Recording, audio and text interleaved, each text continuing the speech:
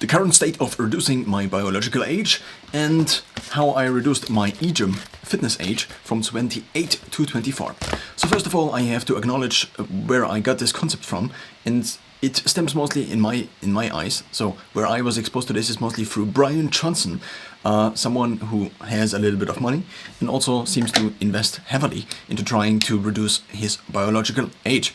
Now, I took this and I, in the beginning, made an Excel spreadsheet, and I tried to just copy all the metrics I could copy, such as trying to get a stretch in for this specific flexibility standard. For example, there is a stretch called YMCA or something like this.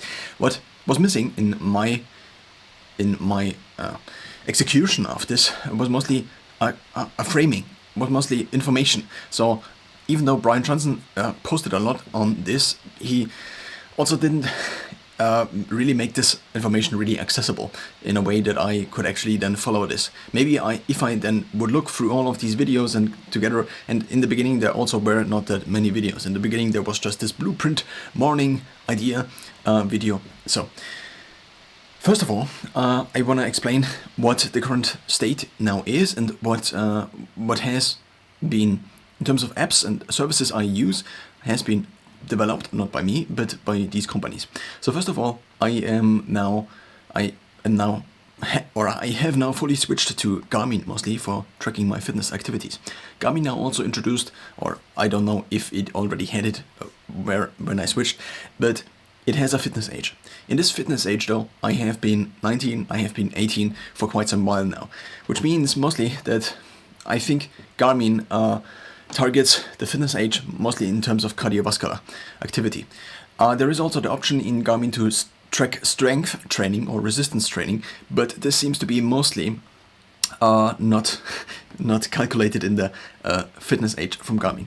Now, if we take a look at the fitness age from Garmin, then there are a few factors.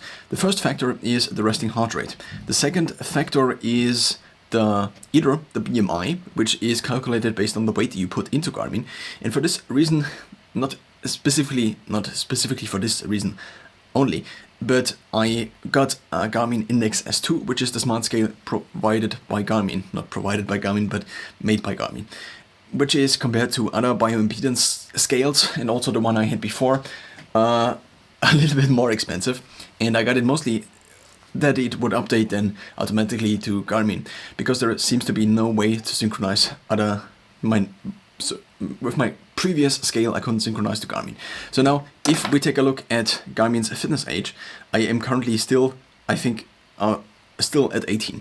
So my chronological age, if this is of any interest, is 27. So it still has a few recommendations for me. So first of all, it says I should reduce my body fat.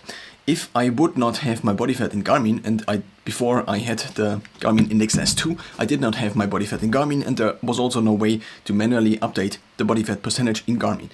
It previously said reduce BMI.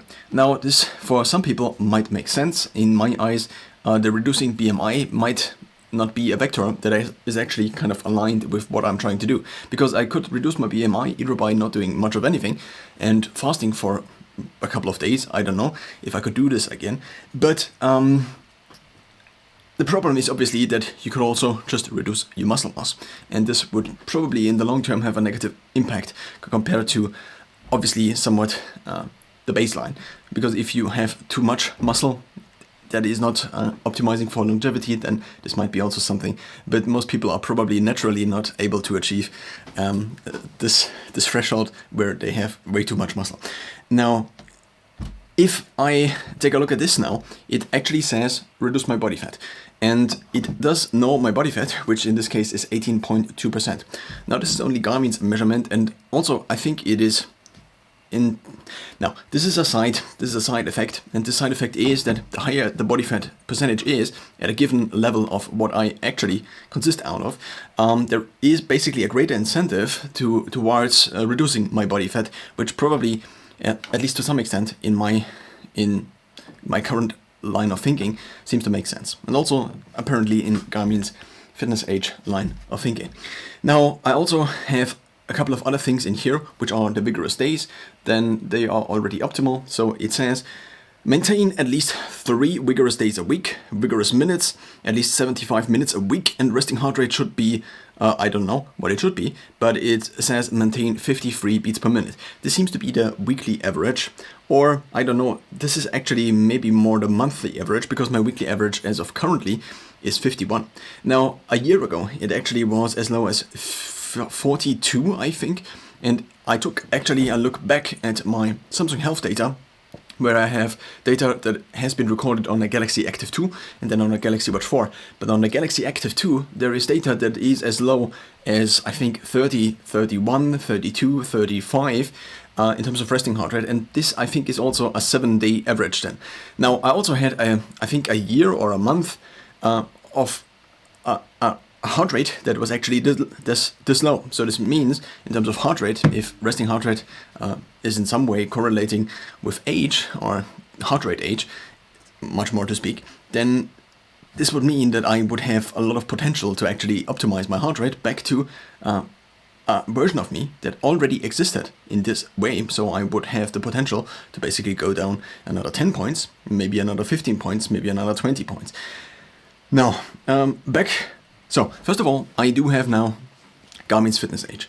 Now, Garmin's Fitness Age is, I don't know if you included more factors, if it would get more accurate. It could also be that maintaining basically only these 3 factors would actually predict a better, or in general would, or just on average, would basically be a better indicator of biological age, compared to now also including blood pressure, also including, I don't know, blood work, and so on and so forth.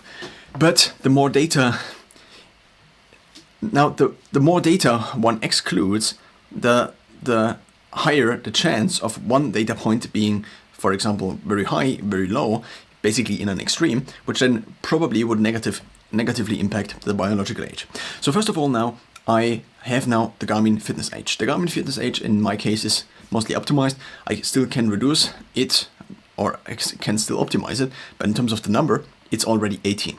Now, I probably will exclude the Garmin Fitness Age because I don't know if I should really trust this.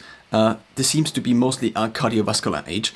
That is basically my cardiovascular fitness, but since it does not include any strength standards or resistance training standards, this seems to be kind of the downside of the Garmin Fitness Age.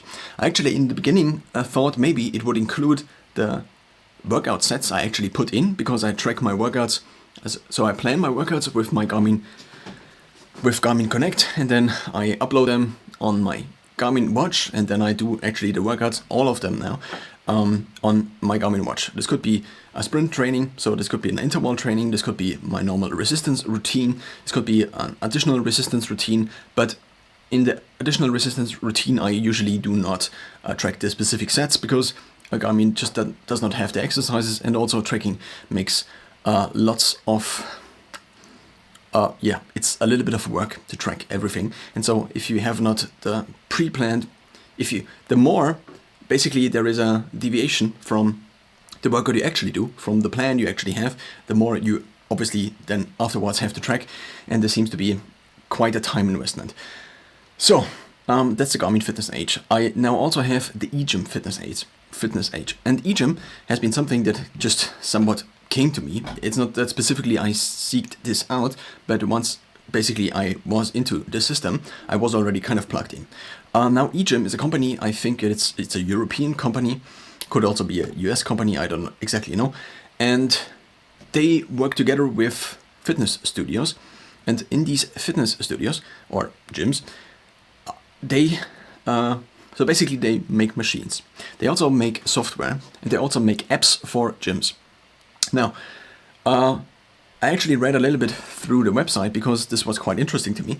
And so the Egym Fitness Age, now also kind of in accordance or along with, in general, the concept of biological age, seems to be the attempt to basically make fitness progress visible. Because if you just go to the gym and then you take this weight and then you curl this much, and most people probably don't track their sets, or even if they do track their sets, so if someone tracks their sets, they're probably already maybe a little bit not exactly the target of something like this, biological age, Now, they also could be, so basically there's an overlap, but if somebody already tracks their sets, maybe also has tracked their sets over the last 10 years, then they probably already have a pretty big focus on health. But the idea is probably to get somebody who is not yet that much into fitness, and also me, for example, so there seems to be a little bit of overlap here, basically to make this progress in the gym visible. Now, I already before started tracking a few different things. So first of all, I already started with a Galaxy Fit, then I switched to a Galaxy Active 2, and now I have the Galaxy Watch 4 on my right wrist. So I started tracking my fitness data with Samsung. Before I tracked a few bike rides with a phone, and I also tried tracking with my first smartphone a few runs. But this also, my first smartphone was also like this big, so it was a little bit different. So eventually I didn't really track my runs because watches did still not have GPS or were quite expensive, so I just didn't track my runs or other workouts as well. I previously actually had a Polar RS100, but that was years before basically smartphones even existed. Now, the Egym fitness age is in my case currently 24, which is now not showing at all because I should maybe have the auto exposure turned on again. So if I now show this here, my fitness age is, in terms of Egym, at least 24. Now, I reduced it actually in a couple of days from 28 to 24, and I want to now explain to my future self, but also to everybody who is interested, how this actually happened.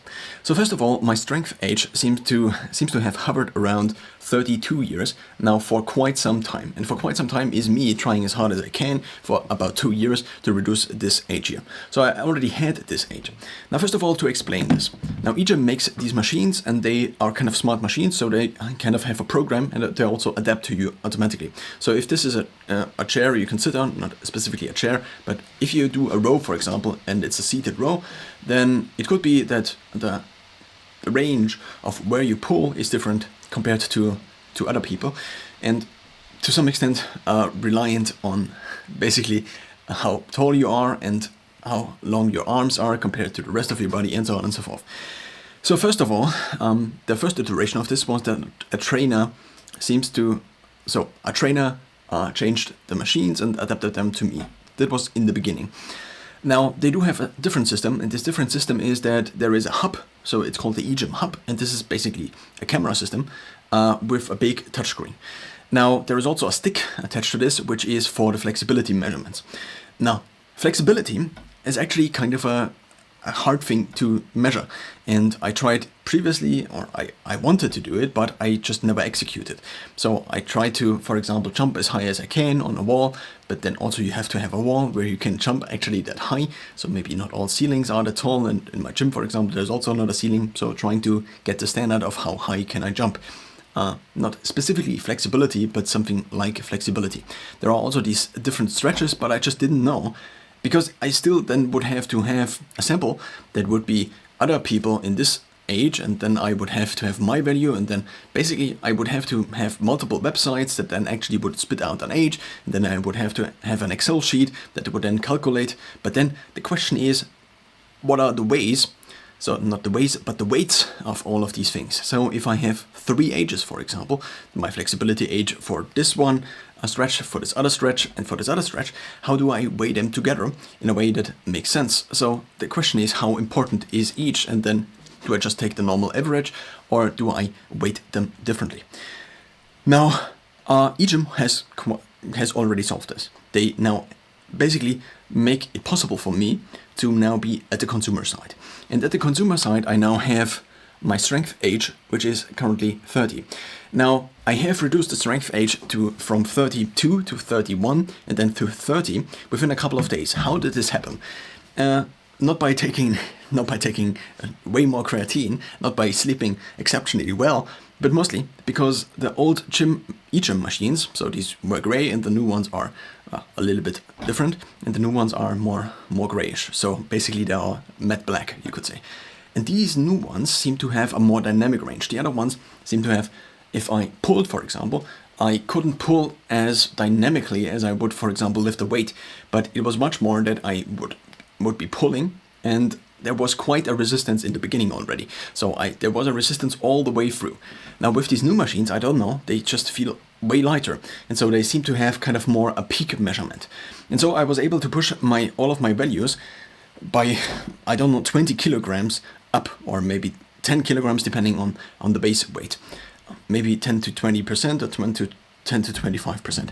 Now, 30 years of strength age is still not that good. Now, it also shows me, so first of all, it shows me the different parts of my body. So the upper body, the core, if you click on this here, and there is also the legs then. And now, there seems to also be a factor when you are in an imbalance. So if, for example, I am very good at rowing, but the chest press is lagging behind, then I seem to have a muscle asymmetry between those two muscle groups. And this seems to then negatively impact the biological age, so it then results in a higher biological age. And this is then what it looks like. So you have basically this here, and this all looks great. Now, I also have to mention that there are only 6 machines in my gym, but in total there are actually more machines. So there is also a lat pull available, there is also a leg press available. In my gym, it's only leg extension, leg curl, rowing, chest press, and then the core exercise where you basically curl.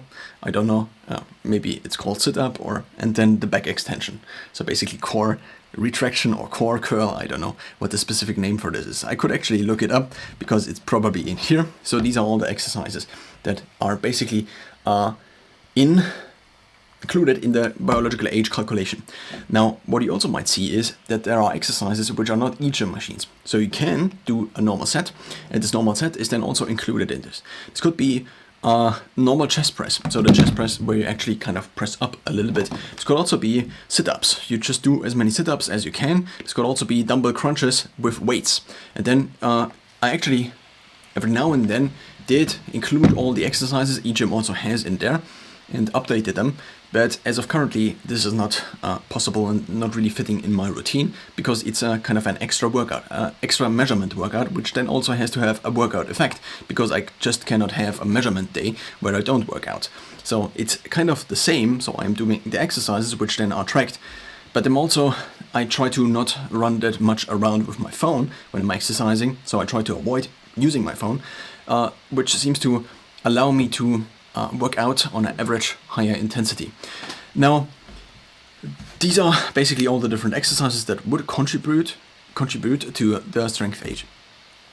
And now there are a few different things. So first of all, there are in total 4 ages in Egym. The first age is the strength age, the second age is the cardio age, then we have the metabolism and the flexibility. So flexibility before this Egym measurement hub, or this measurement with the Egym hub, I did not have a flexibility measurement or standard at all. But now it is in here. I actually took the averages of all of these and tried to see whether the resulting bio age, the resulting fitness age, much rather, because there are also things that are not included here. But yeah, well. So I actually took the average of these, and this seemed to be fairly close. So if I took the average of these and it was 27.5, then it seems to have rounded up. So the classical rounding up from 0.5 on, or from 0.5 on. But I don't know exactly, maybe there is a factor of 1.05 or 1.1 on one age, for example. But it seems to be the case that these are weighted fairly evenly. Now, there is also, I read a little bit up on this, and flexibility seems also to decrease with age. So the ranges, for example. Now, maybe I explained the different ages, and then afterwards I mentioned the Egym hub, which is then for the flexibility measurement again. Now, first of all, the cardio age. The cardio age is currently 23 years, and this has been somewhat reasonable. Actually, this has been somewhat reasonable. So it was as high as maybe 24, 25. This has been kind of my strong point, whereas the strength seems to have been kind of my weak point in the last years, or since I started measuring this with Egym. First of all, my resting heart rate. Where do I get my resting heart rate from? So both the Phoenix 7S Pro and the Galaxy Watch 4, they measure resting heart rate. Then in the apps themselves, you can just go on the last 7 days. And so I usually, up until now, had the last 7 days in there. Now the problem is that if I, for example, have one night of bad sleep, and this then has an effect, a compounding effect on the next days, on basically desynchronizing my circadian rhythm. It seems to be the case that this then is happening, and that this one night might not allow me the next night to sleep properly, or I might oversleep, and then there seems to be kind of a cascading effect, which then results in me, for example, having the last 7 days an elevated resting heart rate. Now, the same might be true for blood pressure, not so much for VO2 max, because this seems to be kind of a slower measurement. Now, up until as of 20 minutes ago, or 30 minutes ago, I did have the weekly averages in there. Why? Because I just have weekly average for all of these values. The VO2 max is actually also kind of a weekly average, because I used to run a run that then gave me a Garmin VO2 max estimate, and I would only have, so I would do this only once weekly on a Sunday, and you have to run on a flat surface, and for a given distance. I don't know what exactly the distance is. And then based on your resting heart rate, not your resting heart rate, but your heart rate during the activity, and other factors such as elevation, such as speed, it then, these are just things I'm guessing, it then basically compares VO2 max, a VO2 max database, to what you are most likely to have. That's what I'm kind of thinking that they are doing. Now, this then gives me resting heart rate. But I now switch to not the month, but actually the year. Why? Because then it is more consistent, and if I do actually have a change, then this change has to accumulate over the next, not the next week, not the next 2 weeks or the next month, but over basically the rolling average of the year. Now, I did the same with blood pressure. With blood pressure, I do currently measure my blood pressure in the morning 2 times, but I'm thinking I might introduce an evening measurement again. Why? Because my blood pressure seems to have gone up over the last months. So about a year ago, I got an Omron Evolve, and this is a blood pressure cuff that goes onto my arm, similar to other blood pressure cuffs, and then it synchronizes the data with an app called Omron Connect, and this app gives me a readout of, for example, the last 7 days, also of the last month, and also of the average, and also gives me an average readout of the last year. Not the last year, but the last 365 days, or just the revolving last year. And so I now inputted the blood pressure of this. I entered the blood pressure of the last year, as well as the resting heart rate of the last year, measured on Garmin. Here I seem to have a little bit of a lower resting heart rate, but I just chose Garmin. Now, there also, I recently got a Garmin Index BPM, a blood pressure measurement device by Garmin, but compared to the Omron Evolve, which is just sliding on, this is just not as convenient, so I don't know if I should switch. Also, Garmin does not give out an average, which then means that I lack this. Now, maybe there's a future where these values are actually automatically imported from Garmin, similar to Insight Tracker, which then would be the third in total biological age, but currently this is not happening. And so the VO2 max is just the value from Garmin, and this is updated every time I run or have a qualifying run. Because it's the running VO2 max, in Garmin there is also the cycling VO2 max. Then the next thing is metabolism. Now, metabolism was also a little bit different before. Before, I actually had my body fat scale, and then I switched to the Garmin Index S2. I then also switched this here, which is also not not imported automatically from Garmin or from any app, but you have to input it manually. This is kind of the big downside of this app or this service, that all of these measurements are basically, apart from the strength age and the flexibility age, which are now kind of automated or have been, are kind of, well, manually to be entered. Now, there also now has been a change with the new machines in the gym. There is an in-body scale, so I only have a bioimpedance scale on which I stand on with my 2 feet. Now, this is the disadvantage, that the current is running basically only through my lower body, so from one leg up and then the other one down, which has the disadvantage that the body fat composition is based on my legs. My upper body seems to be a little bit leaner compared to my legs, which seems to be kind of the result of these multiple measurements. So I used to have a lower in-body measurement of 9 to 11%, whereas my body fat scales in recent history, in the last weeks and months, seem to have been more like 14 to 18% or even 19%. Now, it seems to be the case that my lower body seems to have a higher body fat percentage compared to my upper body. And so depending on whether you also have handles and which the in-body scale has, then the body composition value is a little bit different. So before now the in-body scale has been connected to the Egym hub. So now you step on the in-body scale and it updates your weight and all of these other values. So it also gets you lots of other things, and these are now updated via the internet more or less automatically. The lean mass of my arms, for example, the left and the right, the lean mass of my legs, the lean mass of my trunk, these are all kind of very interesting things. My visceral fat level also. And my waist to hip ratio is calculated based on my inputs, which I measure once weekly. So I measure circumference measurements once weekly. And so this is also manually updated by me. And these have not changed, but what has changed is that previously I used a 15 to 18%, 19% of my bioimpedance scale. Previously the Comptron scale, then the Garmin Index S2. And now I think I will be doing once a weekly measurement of basically the in-body scale with the in-body scale, and then it would update also the body fat percentage, which probably is a little bit more accurate. Now the next thing is, so this was metabolism, and my metabolism is now 23. Previously actually was like 26 or 27, but it has been reduced because now of the switch of the body fat mostly. Basically reduced the body fat by a couple of percentage points. Now, the next age is flexibility. So basically you stand in front of this camera and then you take a stick and the stick goes like this, for example, for the chest flexibility.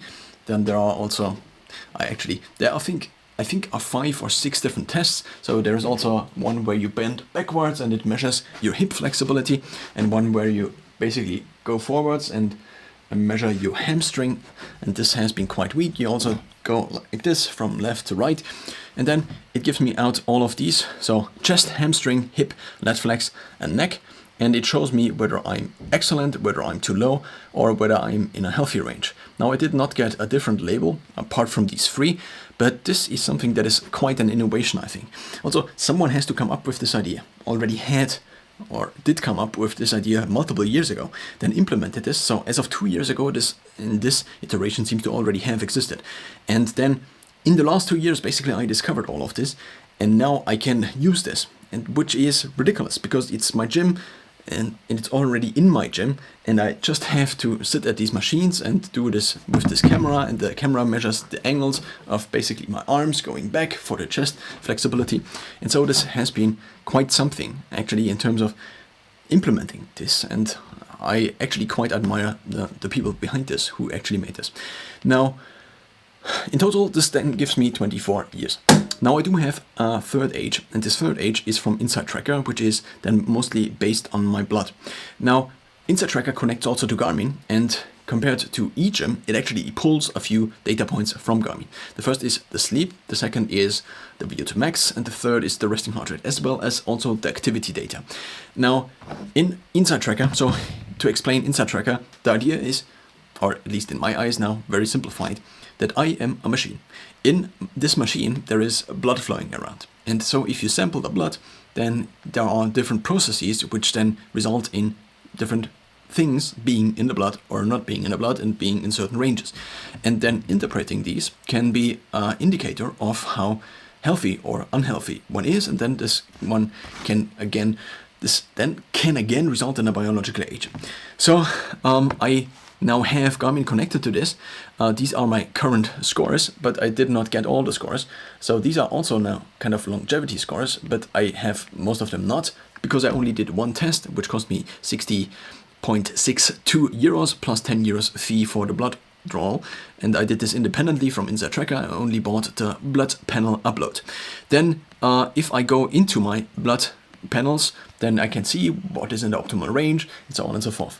Now I also did get the Inside Tracker calculation, the Inside Tracker age calculation. So also maybe in terms of activity, you can see the sleep, which is pulled in from Garmin, also the resting heart rate, deep sleep, steps daily, and VO2 max, and then also the activity, which is also pulled in from Garmin. Then there is another tab where you can potentially upload your DNA if you did a DNA test with one of the qualifying services that actually is integrated with Inside Tracker. And then here my inner age is 37.4. And now you can also at least you could click on this, and you also get supplementation recommendations and a few other things based on basically your blood results. But first of all, now the main thing I wanted to do right now is to say, okay, what if I take the Egym age as well as the blood age? Now I could also take the Garmin age, but since it is mostly based on the cardiovascular things, and the cardiovascular things are already in the Egym age, I think it mostly makes sense to take these two ages, to take my Inside Tracker age as well as the Egym age and divide them by 2, or add them, sum them up, and then divide them by 2. So if I take, now the Egym age is rounded, this here is not rounded, I could also take the 2 and not round this, but if I now take, so first of all, I wanted to take my calculator, but it is not turning on. So I will do it with my phone, and I take the 37.4 from Inside Tracker plus the 20, how old am I in Egym?